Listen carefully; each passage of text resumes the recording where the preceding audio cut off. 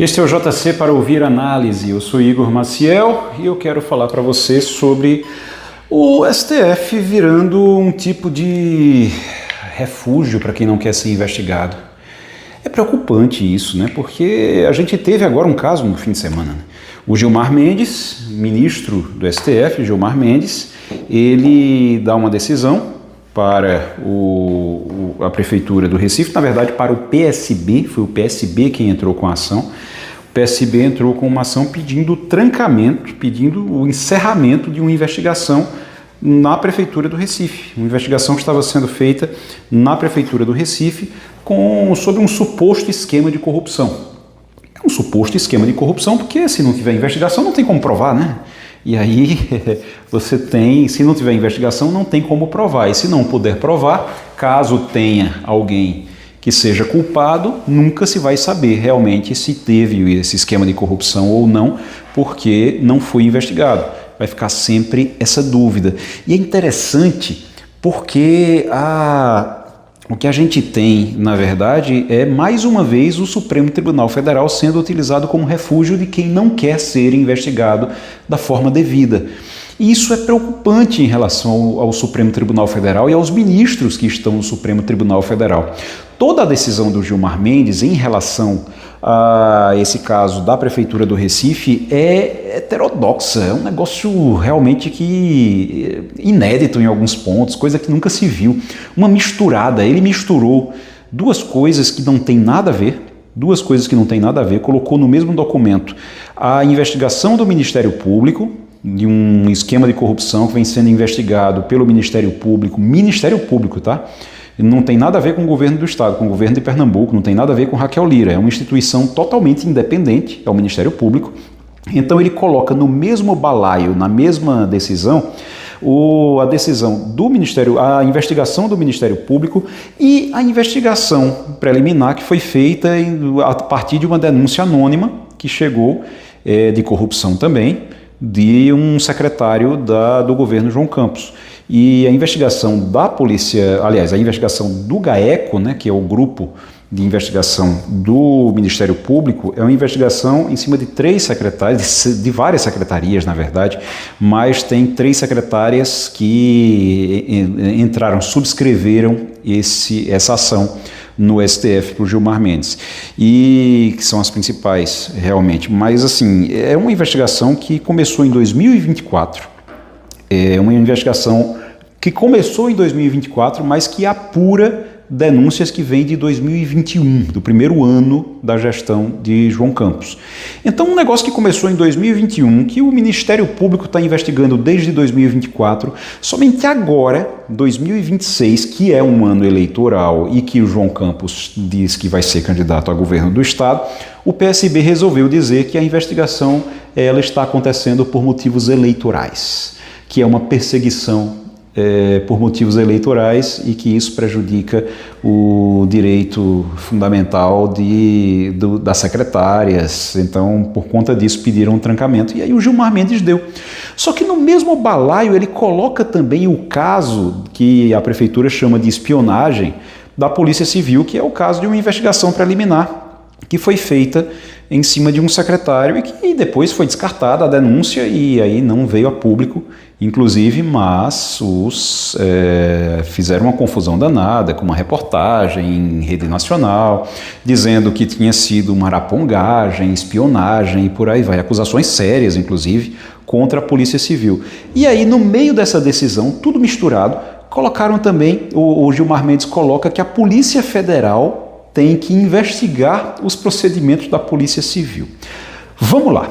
Primeiro, se o Ministério Público não pode investigar a Prefeitura do Recife, a gente tem que perguntar então quem é que pode.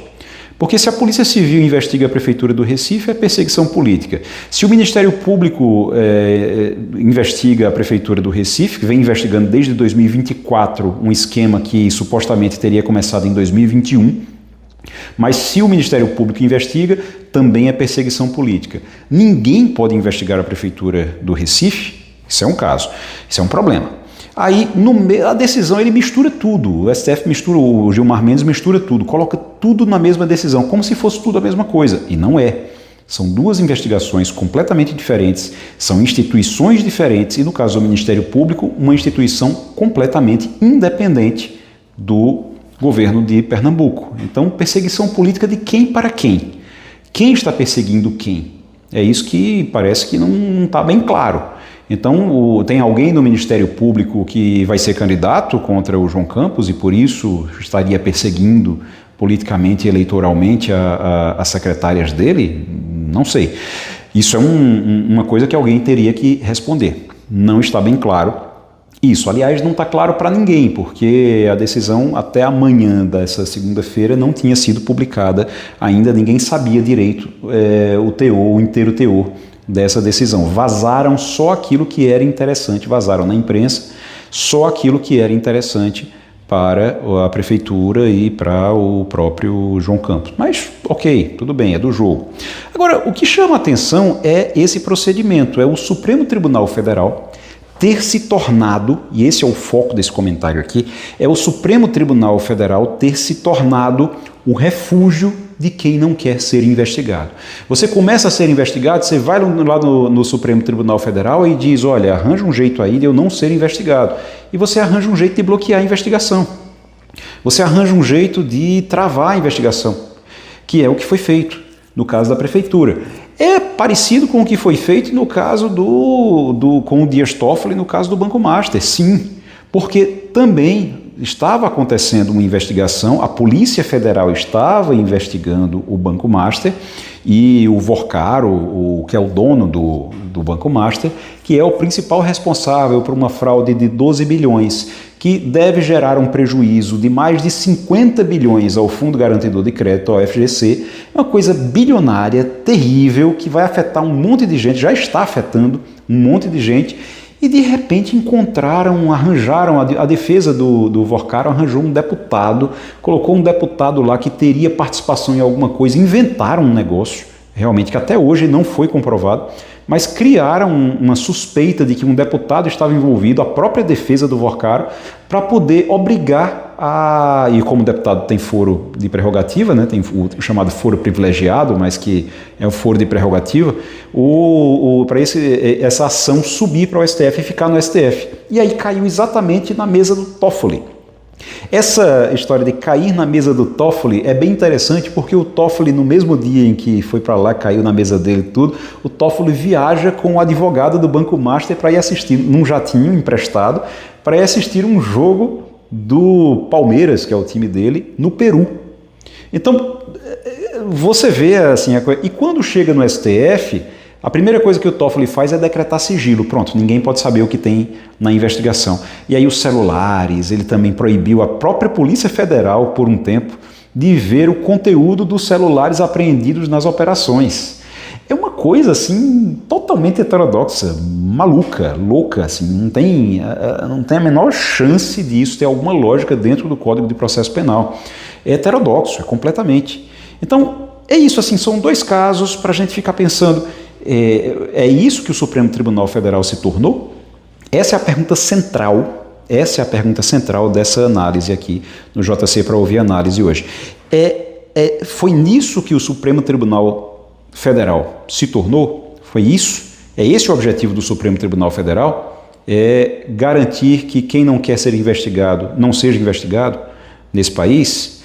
É complicado. O Sepúlveda Pertence, ex-ministro do STF, ele, quando reclamavam com ele que uma determinada investigação, um processo estava correndo durante um ano eleitoral, ele brincava, ele dizia, olha, então vocês façam uma lei dizendo que não pode investigar e não pode processar ninguém durante o ano eleitoral. Dessa forma, todo ano eleitoral, a gente tira férias e vai ficar em casa, porque não vai ter trabalho para a gente fazer. Claro que ele falava em tom de piada, mas isso está valendo até hoje. Este é o JC para ouvir análise. Muito obrigado. Um grande abraço. Até amanhã.